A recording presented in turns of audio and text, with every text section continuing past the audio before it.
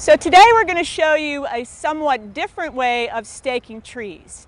Oftentimes you'll see the stakes are outside of the planting hole and they have arbor tied around the branches of the tree and holds that tree in place. The problem with that is that you're really only holding the top of the tree, and what you really want to hold down is the root ball of the tree. In many cases we don't even need to stake, but in windy locations and in certain situations where specifications call for it, you are going to have to stake.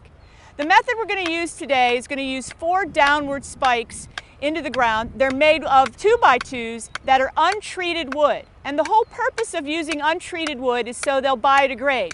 You don't ever have to actually come back and take them out, which is not true of more traditional staking methods. You'll notice Tim is using a small sledge, which is the best way to put these in the ground.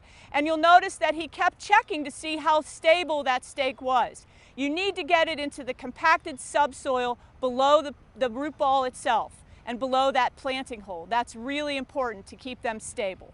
So we're going to put 4 down on this root ball because it's a fairly sizable tree with a pretty big crown, and then we're going to do 2 cross beams across the top of the root ball itself.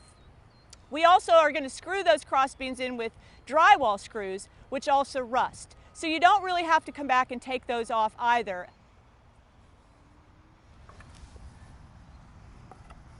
So you can see that we're placing the cross beams right on top of the root ball to hold that root ball steady and in place.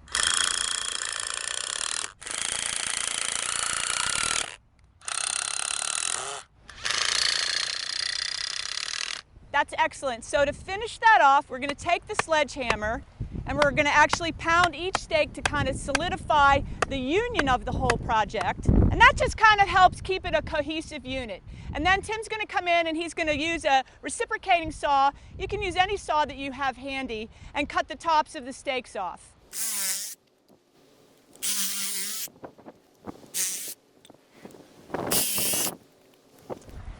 So here's our finished product. We have a tree that's nicely staked down, it's holding the root ball down, and again in this case we chose to use 4 downward spikes, 2 cross beams because of the size of the tree, and remember this is a pretty sandy root ball so it might be a little bit looser.